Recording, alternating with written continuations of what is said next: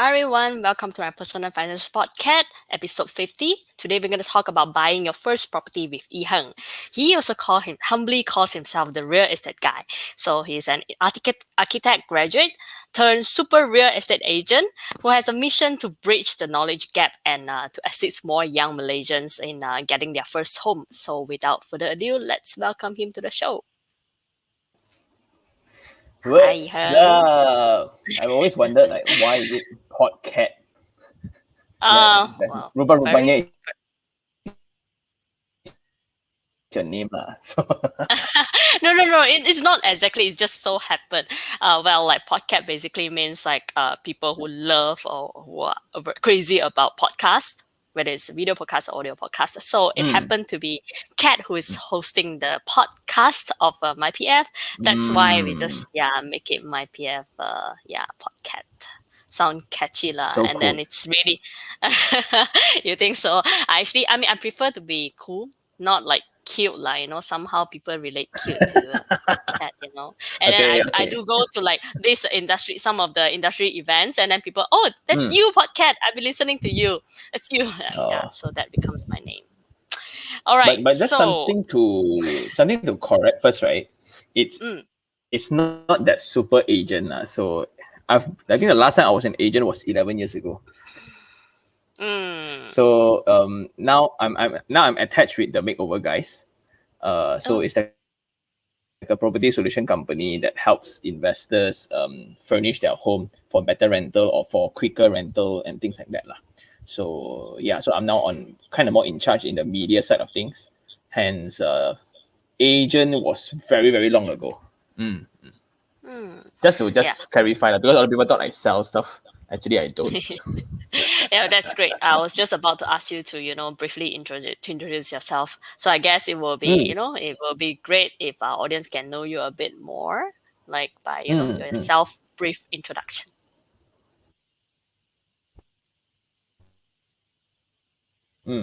So Kat has briefed. Personally, I'm trained as an architect. But in order to further my studies back then, when I was in uni, I need to save up money for my master's in Australia. So that's when I started to realize that I need more money, and I started working part-time during my architecture days lah. So when I start earning like extra 1,000 a month by side hustling and things like that, right, I realized money grows way too slow. So I had like 2 years to start collecting money or saving up money in order to go and study. So I kind of need like 100,000 in terms of capital to go over, because you divide 3, right, it's like 30,000 only, 1 year punya semester only. And you were Then like totally it was too self-funded slow. for Then your I started studies? venturing. Sorry. No lah. So my parents only pay tuition. Yeah. So the rest is like all sendiri gong lah.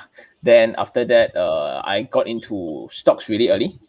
So all my colleagues were not colleagues. All my classmates were studying like design books, architectural books, right? I was studying the magazine by The Age, Personal Finance. So it was it was the entry point for me back then. Then I started looking at portfolios and I started investing, right? But then it's still too slow as well.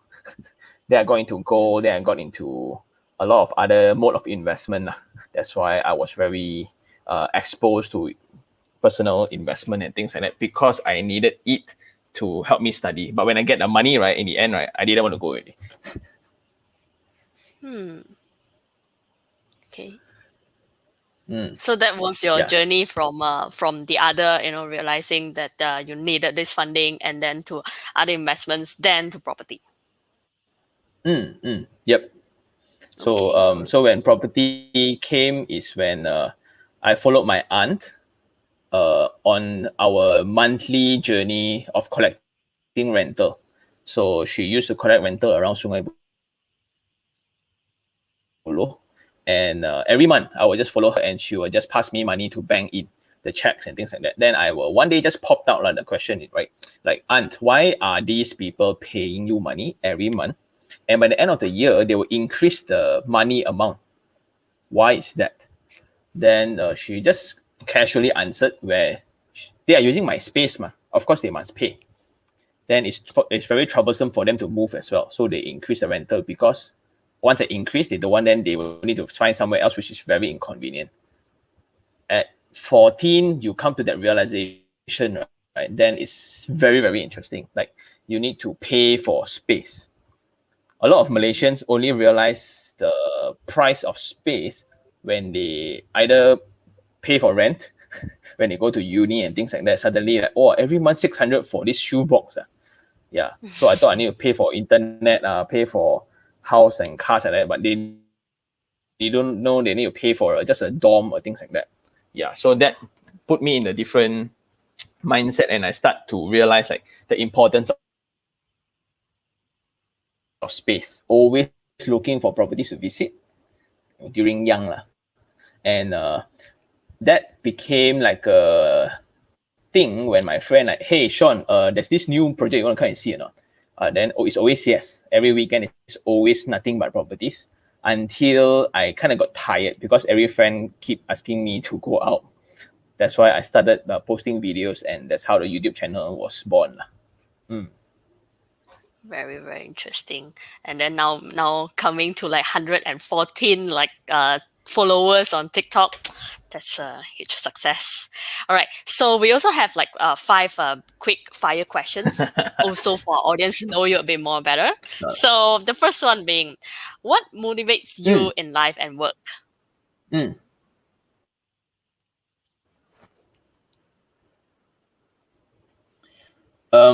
Happiness. So I strive a lot for happiness, and how I define happiness is to have that freedom of not doing things that I don't like. So freedom is a big word. So I always strive for the freedom. Yeah. So like, because I was in the corporate ladder before, then I was I made some bad investment decisions back then. Then I was almost AKPK enrolled. I was enrolled into AKPK, and I had like $20 for 2 weeks to survive. Then yeah, so it was pretty bad. But then ultimately, it taught me that you can still survive one. So at that, so it was so bad that I only spent like 800 a month back then, including petrol. So suddenly when you come to this state, when like kind of like in an abundance already, so things can easily get very fancy. But it's self-aware. So if I don't want to cash out my fanciness, in order to preserve the freedom of doing what I really, really love doing. Yep. So that is what I strive for every day. That's why I work really, really hard in terms of my YouTube channel and the TikTok channel. Yeah, definitely sounds like a workaholic. And I guess it takes a lot of discipline to be a YouTuber, right? Yeah, I think apparently working for other people is so much more easier than working for yourself. That is one hard lesson as well. Totally agree. So a lot of people think that I don't want a boss, right? Oh, not easy, right? Because you need to work on your own.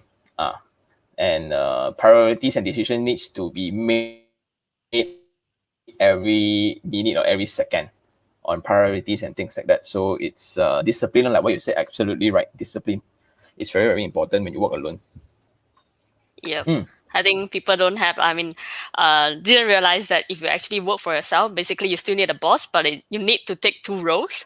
One, you need to be the boss for yourself, and also, as a worker of yourself. Yep, correct. All right. So next up. So what is your personal definition of financial independence? I think kind of covered, which is to do to me, the only goal that I strive for since I started working, right, is to be able to order food in any form of restaurant without looking at the price. That's my ultimate goal in life. So back then when I was like, because I eat a lot, you can see the size, right? So I really love eating, and last time the only thing that was like keep putting me back, right, was the price. And a lot of times it becomes like a source of argument, and it's a pain point for certain people, like the girlfriends want them to bring them to a certain restaurant and things like that. To me, if I were to go to any restaurant and order without looking at the price point, then I think I'm there. I don't fancy like a lot of house, a lot of cars, and I don't mind working one.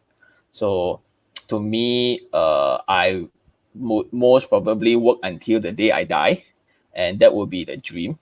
So yeah, I think that's the answer lah. To be able to order food without considering price. All right. I think your definition of financial independence will definitely resonate a lot with the other foodies out there. Yeah. Right. Okay. Then next, it would lead to how do you save and invest? I subconsciously did this without knowing that Grant Cardone did it as well. So I realized back then, because I used to hang out with this uncle that was an artist. So this artist, he went every time he sold a painting, it was like 80,000, 100,000. So when he had 100,000, he finished it in a month. But then when he had nothing, like for the remaining 10 months, right, he can still survive. So that concept of taxing yourself first came to me, where no matter how much income comes first, I will need to tax myself first. Because very willingly, we let SOCSO and EPF tax like 18 to 25% of our income without a choice, and we are okay with it. But then why can't we tax ourselves more? So that became like a very big habit, right? Until I was super bullish and aggressive. 95% of my income goes to goes to investment. Sorry, not installment, investment. So let's say my income back then was like 500, right? 5,000, right? I'll try to keep my spending around 600, almost like 11%. That's about it. The rest is all investment. Yeah. Wow. So it's a bit extreme, but then it's for the return that I wanted lah. Because let's say other people would tell you rationally, you need that balance, work-life balance, right? You need to play, you need to do this, right? Investment was play for me, and seeing how money make money, it was play to me. And I've been working since I think they're illegal a bit lah, but then from 4 I started working in 16. I work in a chocolate factory, I sell shoes, I teach music, I teach sports, just for the extra few hundred, right? And I will always take all in investment. Yeah. So that created like a thing where I have zero lifestyle components. Really Are you zero. still I have keeping that kind of lifestyle now? now as the incomes kept growing, right?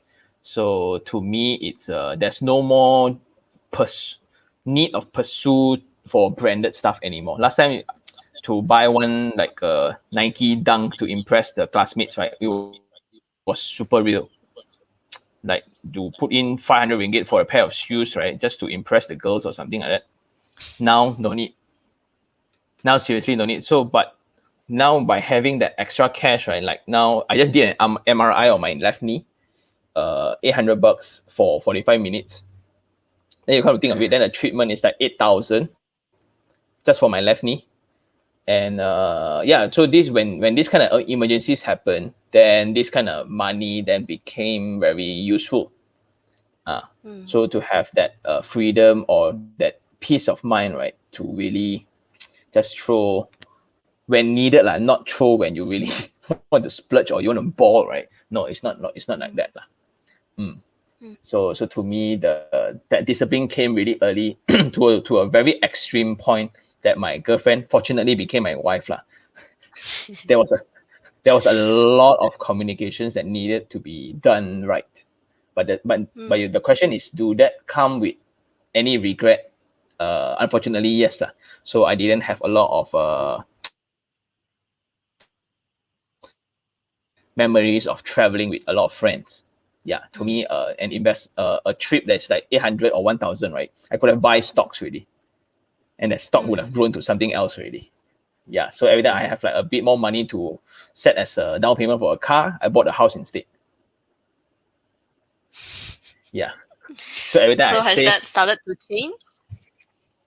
Now because of the quota thing, and because of the family now, so by having the baby boy, kind of put me back a little bit in terms of having a fun for him lah. So it's okay for me to be hungry. It's okay for me to be to starve myself, but I cannot starve him. So that wouldn't be very appropriate lah. But I doubt if they will starve anymore lah. So I keep telling my wife, right, this next generation, right, is born in abundance one. So Yep, definitely. still figuring out how to educate him in terms of investment. Yep. Wow, they are very kanchiong. Don't know how will happen to their No, no, generation. don't stress yourself out. But at least you know that that it's a fact. I totally Mm, agree that the kids nowadays they just mm, it's hard for them to appreciate money because everything is given. So don't worry about that. I think you will mm. definitely be able to educate them well. All right. So then next up. So what is your favorite quote of your life motto? uh, a few though, a few, but I think I followed this Will Smith quote a lot lah. So we often spend money we don't have to impress the people we don't like. So I Mm-hmm. think I understood that really, really early. That's Mm-hmm. why I have zero cultural reference in my marketing work back then. So it was so bad that my bosses starts questioning my childhood. Yeah. So like what kind of cartoon reference you see, what kind of trends you follow, because unfortunately in marketing you will need to know what's hype now, what's the thing now, like Mm-hmm. the Dior crossover Nike Dunks is the thing now, or the A6 with some Japanese designer is the thing now. To me, I had zero reference. Mm-hmm. Food in the table and the investment that I want. Yeah, so I have more excitement seeing the portfolio grow rather than having more stuff. Yeah. So that's the motto Yeah. that I understood really early. And that also allowed me to exclude out a lot of the not so beneficial friends. Yep. I Because guess. because when I was in 1920, I was a real estate agent and I was earning easily 20-30,000 back then per month. And imagine that when you are 2021, right? The entire attitude and the personality of that person, right, is just so rotten because money comes so easily, right? I basically live in a club last time. Thursday, Friday, Saturday, Sunday, you will only find me in a club. Then the way you talk also very snobbish. Then you will have zero respect for people's hardship just because you can sell properties, right? Yeah. Then because I had that phase, so that allowed me to really understand, right? When you have money, you have a lot of friends. When you have no money, when you are in AKPK state, right? No friends, one. Only that one or two that is really by your side, buying you chicken rice just to help you survive another day like that. Wow. What a life experience. That I think that is definitely one thing that Mm. shaped your entire life, like shaped the way you look at everything. So that's when you Mm. discovered true friendship, right? Okay. Yeah. Yeah. So I have one last question for this quick fire question, and which is Mm. expertly random. So it's generated out of 20,000 randomly, like question that you will pick have out of either one. So I'll read out the question for you. Oh, hold on. Mm.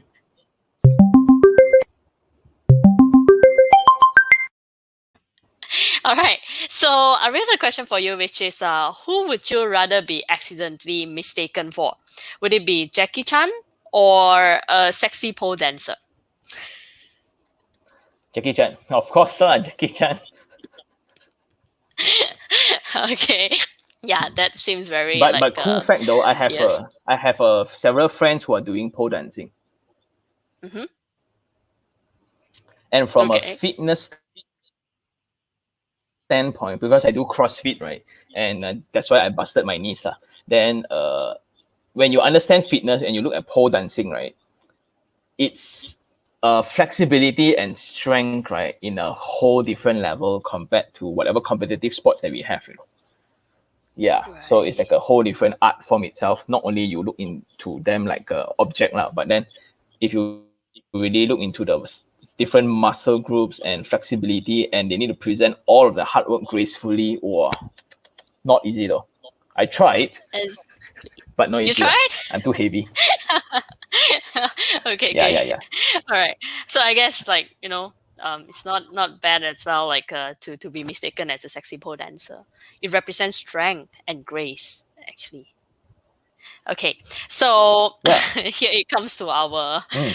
our topic, which comes to our real question, interview question, which is so why is property investing good? Mm.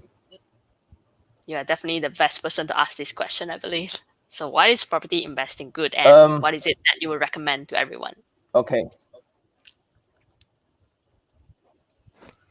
This thought of investment in property came to mind when I started collecting rent with my, not I collect rent, I just accompany my aunt in collecting rent. I start to see like every month without working, right, they start paying you money and things like that. Then like, ooh, that must be sweet. Then when I start reading Robert Kiyosaki, Rich Dad Poor Dad, and I was pretty certain. And that time there was no other alternatives. Like we need to play stocks, right? Back then when I was investing in stock, I need to go to TV Tiga, then click don't know what button, then go to the yellow, green, blue, and RGB screen.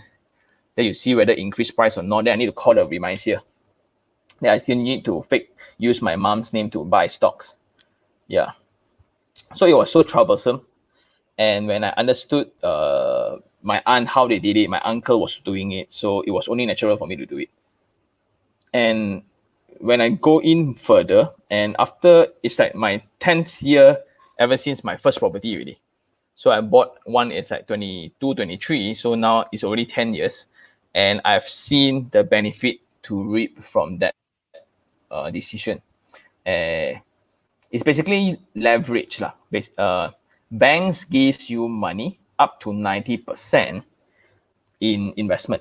So let's say if I were to tell the bank today, dear bank, I want to buy Bitcoin. This is my income statements. This is my income proof. Please loan me money. They couldn't care less. But then if you tell them about properties, right, then they, okay, 90% they just give you, right? Then why don't use it? Yes, stocks you have the margin of 5 times or 3 times. But to me, in one simple mindset as well, there won't. I would say demand for properties will never end. How do I put it? Is that, for example, now you have 2 phones. Then I give you one more phone, 3 phones, 4 phones, 5 phones. You will call it quit already. I don't need actually so many phones. I will just need 2 of the best phones will do. But if I will give you properties, right? 2 properties, 3 properties, 4 properties, there's infinite demand for properties actually. So people won't complain having too much house, too many houses, not too much, not like sugar like that. Yeah.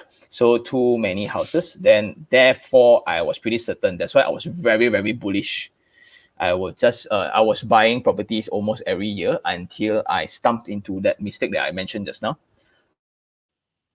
Yeah. So after, and I came back from it. So immediately when I came back from it, I should buy another one already. That's how dedicated I am towards this industry lah. Mm, All right. So we also have mm. a question from an audience. So how many properties should one have? Question from Nick. The goal of the channel is to help people have at least 2, if possible 3. So by the time when you buy at your 50s, right? So by the time you are, by the time when you are 30, you buy your first one. Then when you are 55, the loan almost pay up, finish already, right? Then halfway, maybe 40s, you buy another one because your income increase or things like that. Then you can actually sell off one when you're 55. Then it can sustain you for pretty long lah. And that is also just in case your children is like a prodigy, then he's a super smart, need to study medicine or habis, one property habis, right? So that is my goal for the channel. Everybody to have at least 2 or 3. I think that would be a very, very comfortable, also achievable goal. It's not a very difficult Mm. also, actually. What about someone who actually started late, like maybe at their 40s, maybe, yeah, and they don't have any property? Like, would you have the same advice, or it Um, depends? mm, it depends, but I think 90% of millionaires were formed by properties. And until today, you look into the banking system, they still have very high confidence on properties. Also, the pandemic proved that properties we can sustain inflation. It's a very good hedge against it, and I definitely should include. I would recommend to include that in the portfolio, like definitely lah. Unless you Mm. really don't know what to do, because the property you live in definitely is one mah. Unless you that one also don't want, you also rent, then I Mm. nothing to say lah. Mm. Or someone will actually have Mm. like a property inherited to them, and they don't have to worry about having no place to stay, and that will be a different scenario, right? Or that, or that's the best way. Well, Yeah, if there are quite a I lot of think, I lucky think, people out there. I think that's the difference between like the people who inherited them. They really don't know what to do with them, right? Some they see them as a Mm. burden as well. Like every now and Mm. then need to go and cut grass lah, maintain the property, like then it becomes like a liability. Then I want to sell Mm. because it's under several relatives' name. Then need to get clearance from them. It's going to be a dispute. Then becomes a family feud. Been through so many of these kind of stories. Mhm. Yeah, but if you come to a person who has investment knowledge, right, I will be finance it, get more cash out, right? Then I will rent that place out or run an Airbnb if it's a mansion. Then I will Mm. use the capital that was refinanced out to really go and buy more. Yeah. So that's the difference between like if I were to hand you a gun or a knife, right? You don't know how to use it, also no point, right?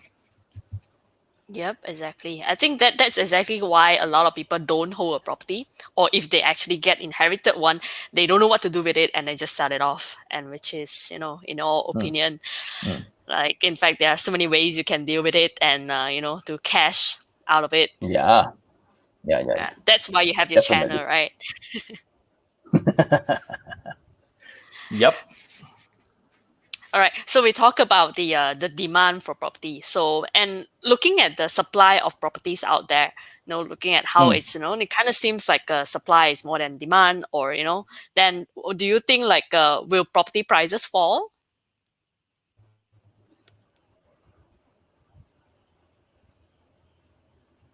Sorry, I missed out your one. So I was stuck at supply. I was stuck at supply. Sorry.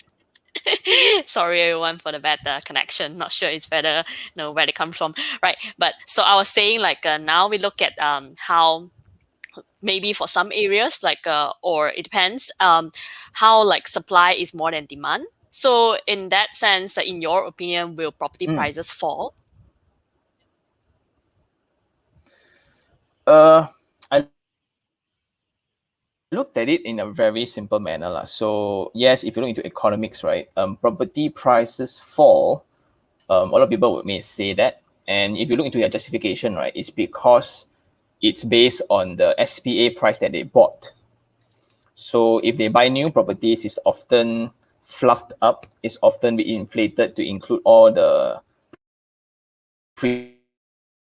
premiums or the goodies stuff, right? The discount, 10% discount, then the kitchen cabinet lah, the MOT lah, the lawyer fee lah, the whatever lah, right? So when they get the house keys after 4 years, the price Mhm. dropped below the SPA price. So they complain that, hey, I'm not making money. Mhm. Hello, you already made money, okay?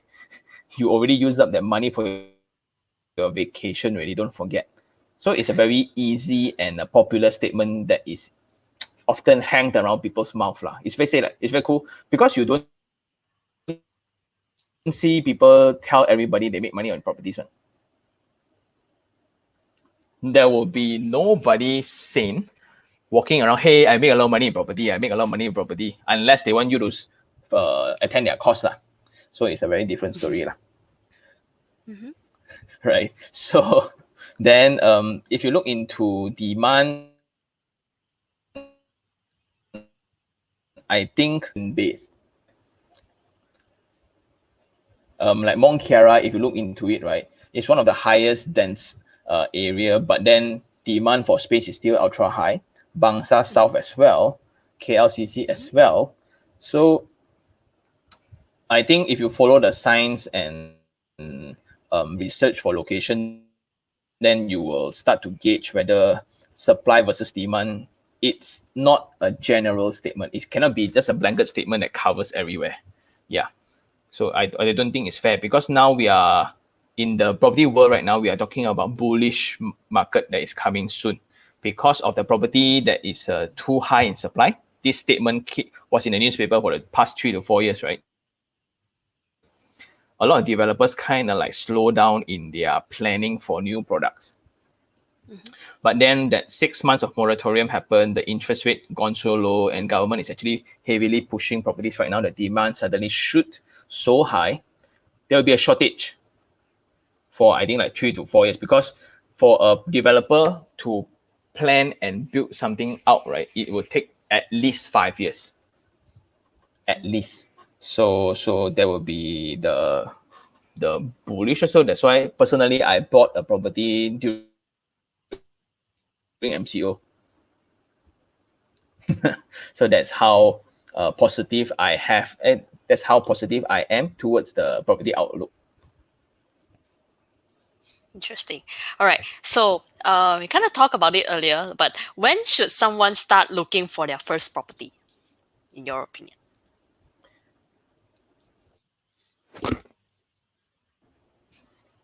This changed across the channel, but generally people only look for properties when the man is about to propose to the girlfriend.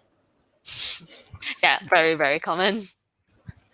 So that's the habit and culture issue.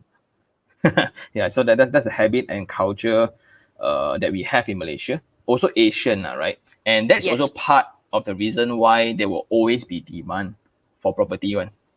So no matter how successful you are, you don't have a property, you are still not deemed as matured or successful one, unfortunately lah, in this current belief that we have. So ideally I would encourage people to really figure out your life and have 6 months of emergency fund first. So when I say figure out your life, means that when I got my first job, it may not necessarily be my dream job, and there will always be that itch whether to switch industry or not.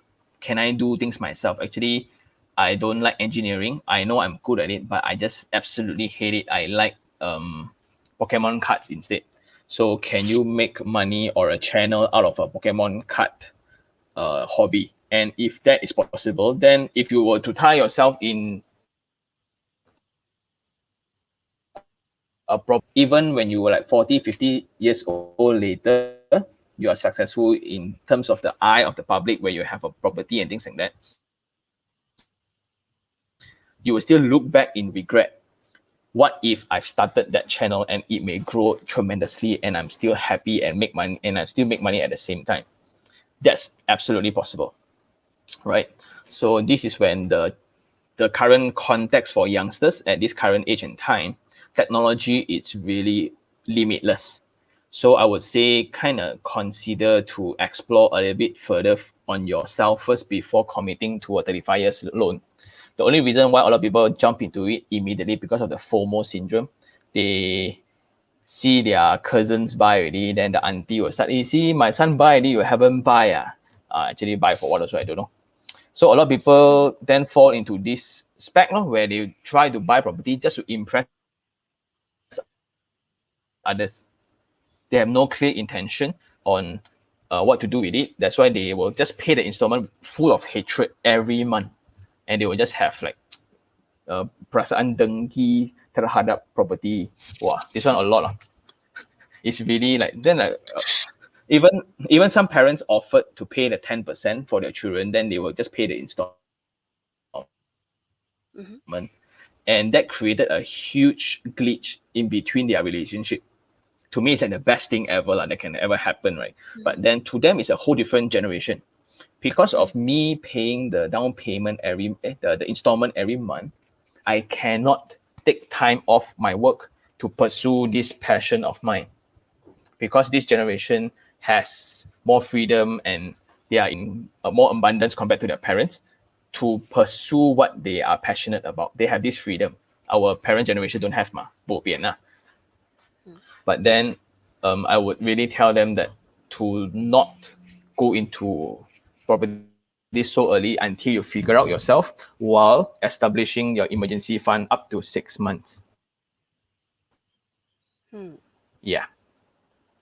All right. So your advice will be to get the emergency funding for 6 months, and then start looking at property that you want. And so, what kind of property can a home buyer afford? Um, what basically anything. When you listen to people saying that, hey, there's no property below 300,000, right? Actually, you go iProperty or Property Guru or Prop Social, a lot. It's a lot, just that you don't want to stay only, mah, because you're fancy. That's very true.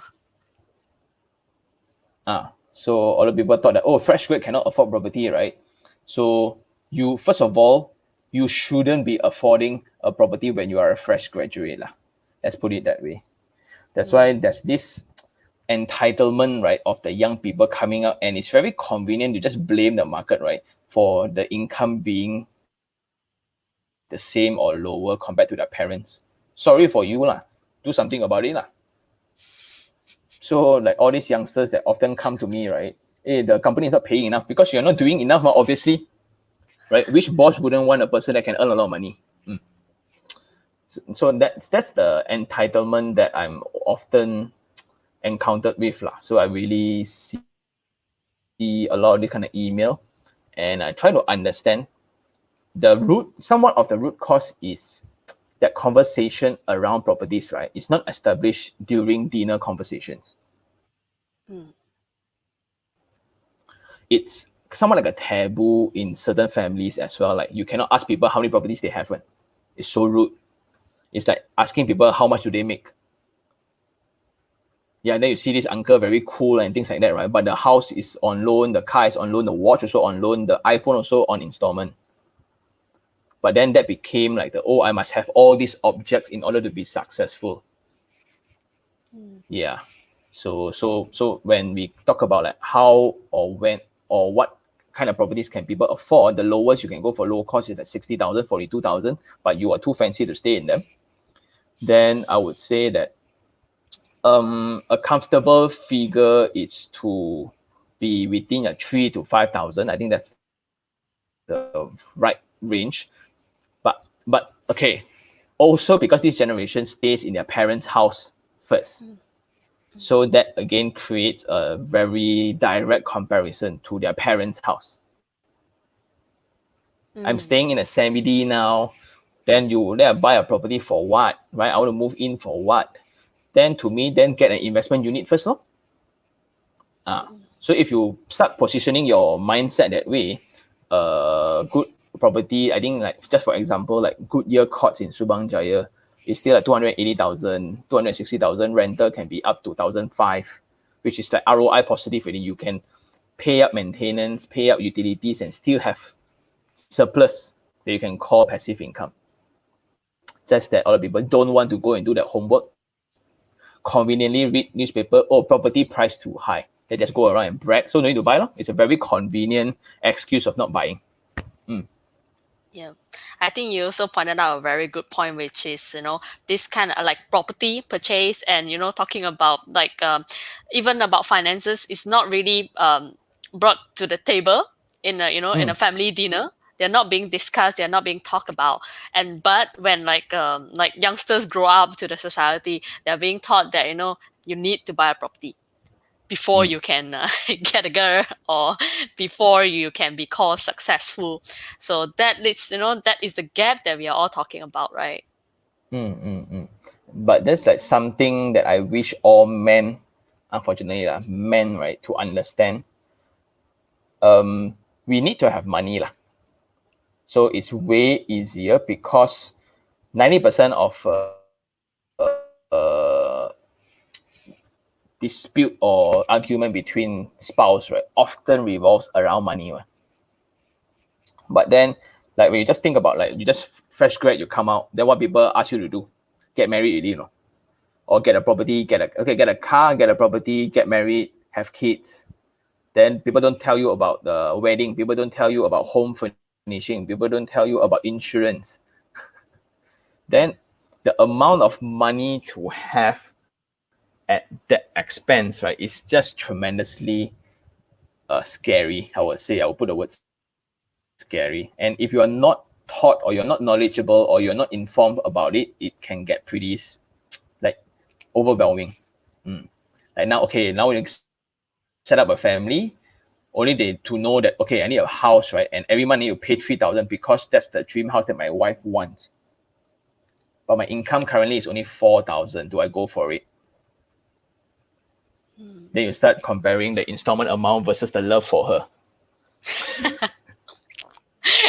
It shouldn't be compared that way, right? But when you are in that, you cannot compare love one, right? The one in the lifetime. So you can just work harder as a man. You must work harder. Then all this gone case lah. So I have, so the benefit of my role as a YouTuber, right? I get all this access of, they just voice their concerns and express their dissatisfaction to me, and I get this all firsthand. And it's pretty brutal when you look at this kind of emails, right? Couples buying their dream home as their first and then break up just because the guy keeps paying the interest for the loan with then no money to actually celebrate birthdays in a more fancy manner. Then that's why break up. Then now when the house is completed, the one side don't want to pay for the house then what can they do? Then basically you are kind of screwed to be very honest lah. So now you need to pay for a property that is actually shared with the other half that you don't really love anymore. Then like whatever eternity love concept that you had was all wrong. What can you do now? And hopes and dreams all broken, right? Then just because of that loan, they didn't take that opportunity that was offered between that period to pursue whatever they really like, or they could have excelled in that because they needed the safety net to be in. So too many of these kind of stories. That's why properties, when you really are confirmed, you're sure you want to climb the corporate ladder, or you are sure of your income ability, right? Only you start gaining into it, because out of love, right? Wow, tricky. I think actually like communication is extremely important, and on top of that, like planning is something that people kind of neglected sometimes. So we all know that like when it comes to different life stages, you will need money for certain things. Like you need money to build a home, you need to buy your own property, you need to pay for your own insurance, you need to pay taxes and all these things. If you can actually plan in advance and with the like open communication with your loved ones, I think all these things can be made easier. Yep, definitely, 100%. Right. Okay. Then it leads to like we talk about like buying property. So do people actually need to use a property agent?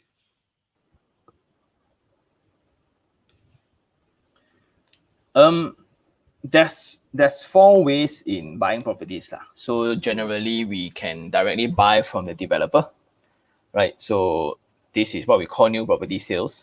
No property agent required. Next would be the sub-sale market.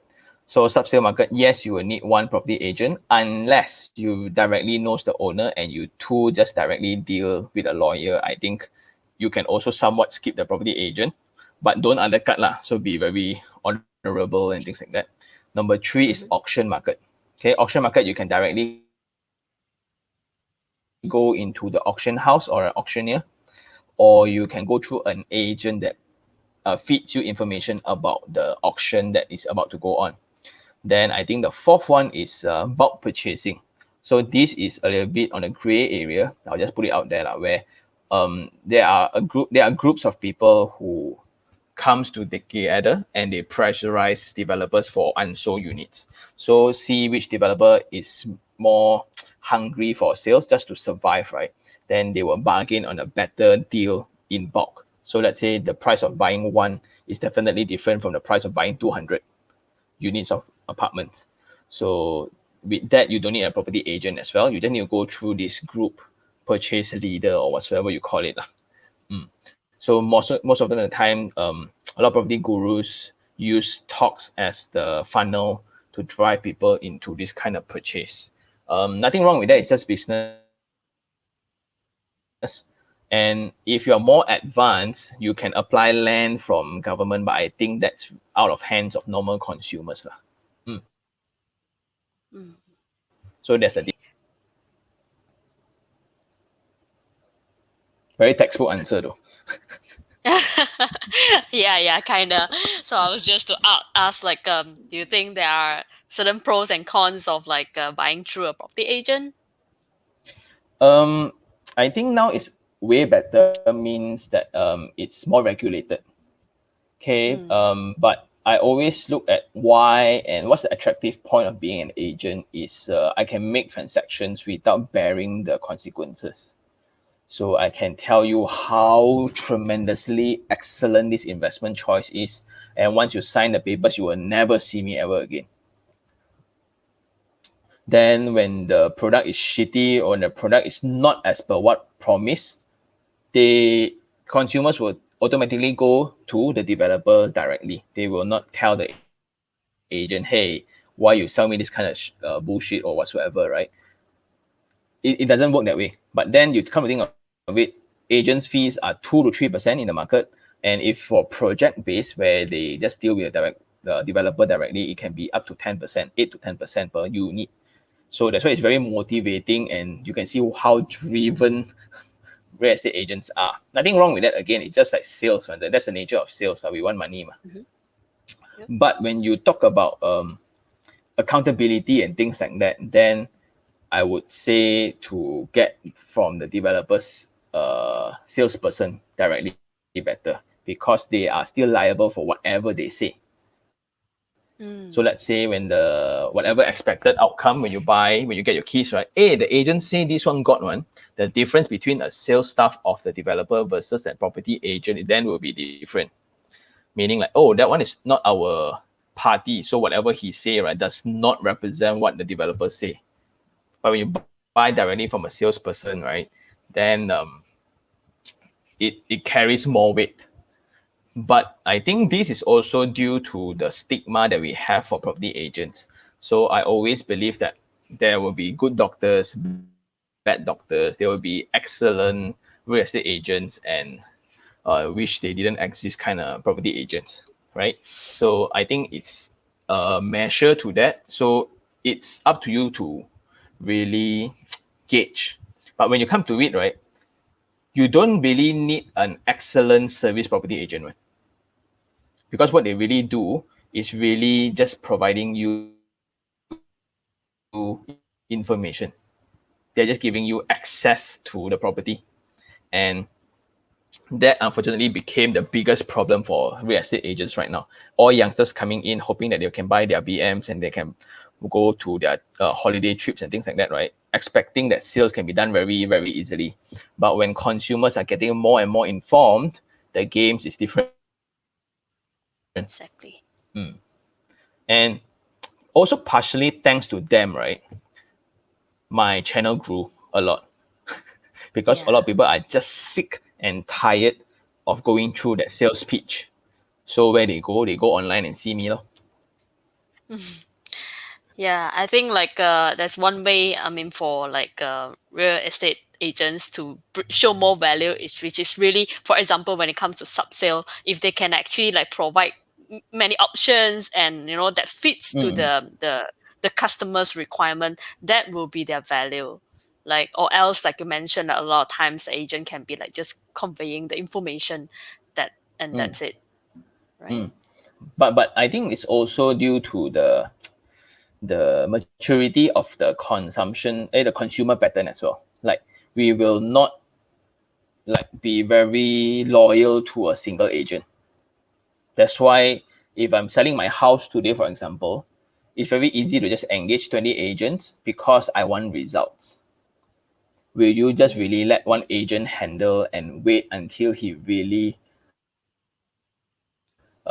works his face off to sell your properties? Because of such demand for service in the market, that's why we created such genre of property agents, unfortunately. So I think it's like a balance. That is true. That is true.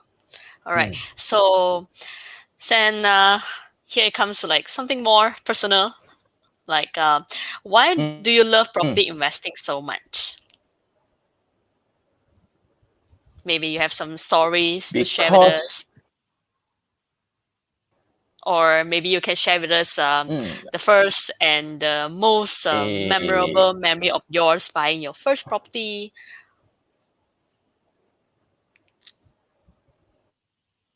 I've put it on YouTube already, so I think it's easily for that story lah, right? But for the scary one, I think I've been so pressured under that purchase, right? And the outcome was totally out of expectation. It turned out pretty badly to the extent that I need to go AKPK, right? To really settle loan. And at that time only I understood AKPK does not help with housing loans. And it put me in a very, very troubled situation where I need to consider every time I go and pump petrol, because I don't have a credit card at all, and I exactly knew how much I had in the bank. So when they say, right, the difference between a wealthy man and a poor man will always know how much you have in the bank.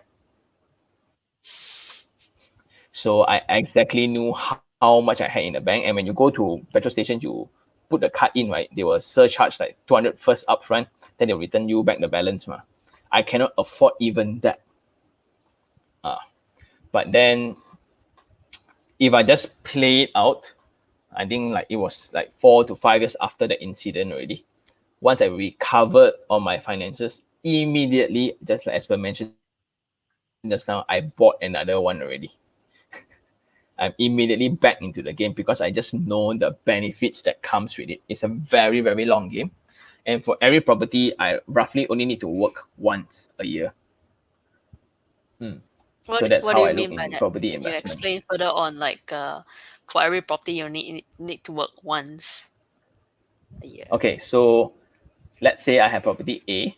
Mm-hmm. I bought a unit and I furnish it and I rent it out. So let's say the tenancy agreement is a year, right? So for that year, I'm pretty much covered in terms of installment, right? So it's going to be like a maybe like a 24 or 28,000 contract, annual contract. Then I will just sign this contract. Then property B as well, property C, D, E.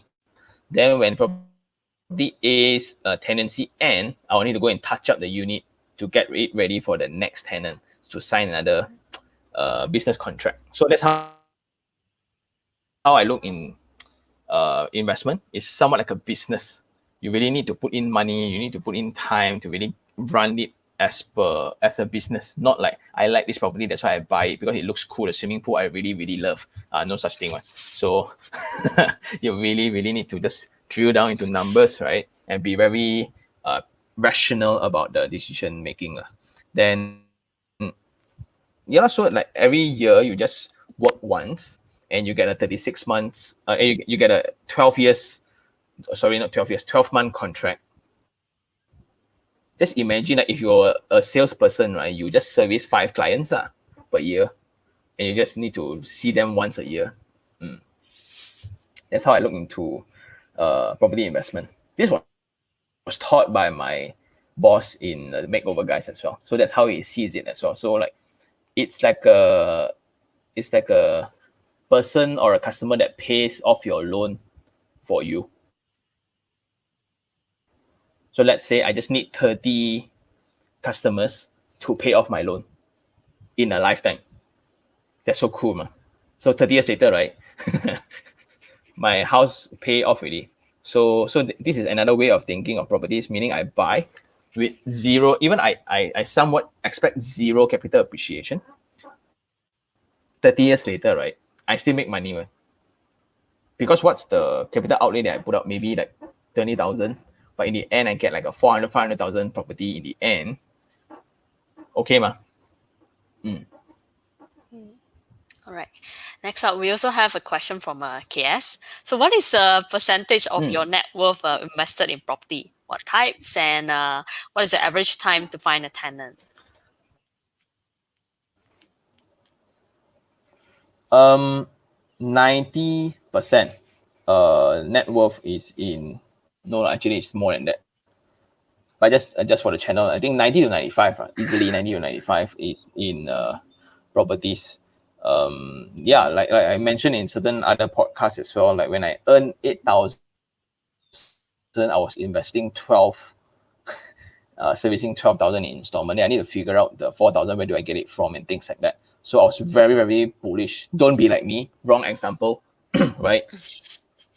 Then what types? All of those are still residential, just that it's located some in JB, some in KL, some in Selangor. Then average time to find a tenant, I think empty 1 or 2 months max, 1 or 2 months. Then I'll get to find a tenant already. Only when the new property that is handed over. So I've bought like a new property once, then I need to wait quite long because it's a new area. So it's a very hard decision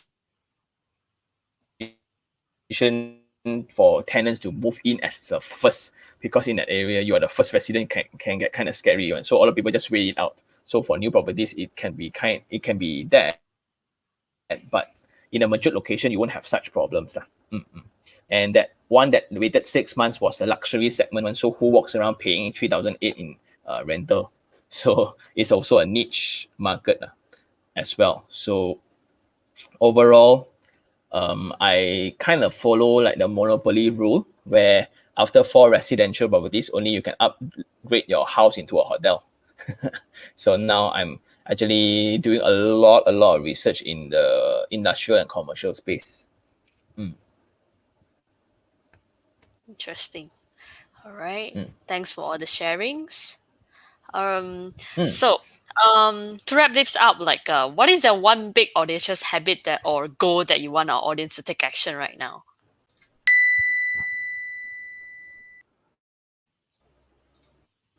What is the big That audacious habit? Yeah, if there's one thing that you want our audience That to what? just That one thing that you want our audience to actually just just get up and get it done right now, what would that be? mm. uh to have accountability in whatever decisions that you make, whether to work your face off in pursuing, in making some passion of yours work, or to just sit and chill watching TV, watching Netflix. Entirely up to you. Because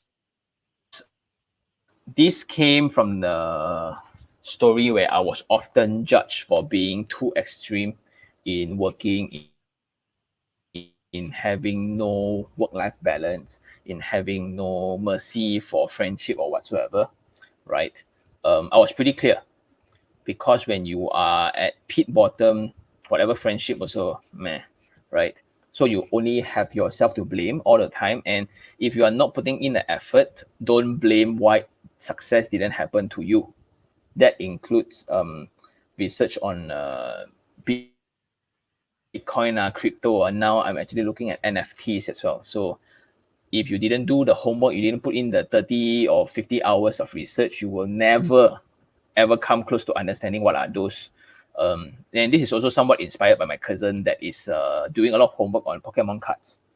So he has made pretty good decisions on the cards, and he made money. So to me, that really like broke my belief system, right? Everything can make money, just that how well you are educated in that manner. And I hope that really resonates with the audience lah. So you can enjoy whatever you want. There's a difference between being in work, right, on a weekend versus a cafe filled with jazz music and a cafe you don't really understand what the coffee bean sauce is, just to have that Instagram to impress people that might kind of check you out. Yeah. So it's really a decision to make. And I prefer to choose the first one when I'm younger, and I'm totally fine with overworking during my 20s at all. So back then I was 9 to 9 working almost every day. And I don't see anything wrong with it. Really, I don't see anything wrong with it. And now I'm even working more. So when you know whatever effort put in, right, will somewhat turn out good, will you put in more now today? Definitely, ma. Mm. So that's what I really believe in. So when 10 years ago I worked really hard for that apartment, now it's really giving me a lot of returns. Then what I want, then based on what I expect 10 years from now, I need to work even harder today. Hmm. So having the accountability for what you want, right? Um, you need to have the action to match that expectation. And that is often the time not realized for the younger crowds, unfortunately. Hmm. All right. So that is exactly that one thing that you will actually tell yourself like many, many years back then, right? If you could have I the think chance to start. until today, actually, until today, I still think that I'm slacking. Hmm. Right. I still think that I can work harder, I can work smarter, by having a full-time job, then still run the YouTube channel, TikTok, LinkedIn, Instagram, whatever you call it, right? I still think I'm slacking. I can still do more because you look at whatever situations that we have right now, it's already a situation that I would crave for in the past. I would dream of having. Like now, the current life that I have right now is like it will be a dream life that other people will want. So since I'm in this situation, right, it's only sensible to pursue more, but in the direction of happiness, not really like a lot of money lah. Money is just a figure, but I really want happiness. Fulfillment and things like that. Then how do you handle like, not stressing yourself too much and at the same time still um not stop like, pursuing? Wouldn't Mm. be hard to balance? So like for example, when I wake up like 5:30 today, the first thing is I turn on my laptop and start editing videos. Hmm. So it's no longer a job. Um, you find joy in doing that, and fortunately enough, that brings me enough attention from everybody. That's how like we got together, and that bring me enough wealth as well. So some things make money from there, and I think it's the best feeling ever. So one of the audience told me like months ago, I'm in this state of ikigai. Ikigai is a state where you are doing whatever you are passionate about, and you get paid for it, and you feel very fulfilled doing it. So it's a very nice spot to be in. And back then when I was in the corporate world, I never knew this state would ever exist because of our education system. Then if you're working for other people, you can only dream of it. Because there's no accountability. Anything wrong is always the boss, right? Or if anything wrong is always the control, not it's never you. So you will never be able to really reap whatever good decisions that you made. That's Right. why in Of investment course. as well, so if you pull the trigger and invest yourself, and it like quadruple, right? You feel very good. But when you put into something that your friends say very good and it drop value, right? It's never your fault one. It's still somebody else. Like, I follow him, no, hey. So when you start blaming yourself, you start like, okay, it's my fault for believing in him. Then only you can improve. So again, back to that accountability part, right? Right. Right. Thank you for all your sharing. Appreciate your time for being with us Mm. for 5 minutes. All right. So thank you for being on the show. No So we hope problem. to Thanks for having me. probably see you again in the next show probably.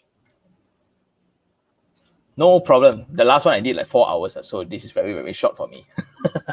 Oh, wow, 4 hours. Yeah. What was that topic? Is it some very serious topic? Do people go to sleep like in between the 4 hours? No, so we spoke about like almost the same format of questions, just that it was a little bit deeper and Definitely. because we went in really deep in understanding the pain that I went through and like what value do I got out of it. And it's actually somewhere in the social media space. You guys can go and find it out. So yeah, it's a 4 hour podcast and a lot of audience surprisingly finished it. So maybe you can consider extending your podcast also. No, I'm just kidding. I'm just kidding. We will consider that as long as it brings value to our audience and listeners. We will definitely explore that. Mm. All right. So thank you. That's a wrap. Right. Thank you. Bye.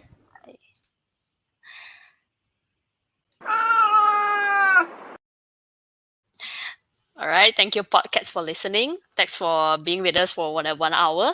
I hope you get a lot of informative knowledge from Iherng. And if there's not one key thing that to take away from a session, definitely would be the last few things that you mentioned, which is to have accountability in everything that you do and everything that you want. It's always so easy to blame others, but it's only when you only have yourself to blame, that's when you take action to achieve everything that you want in life. Okay. All right. So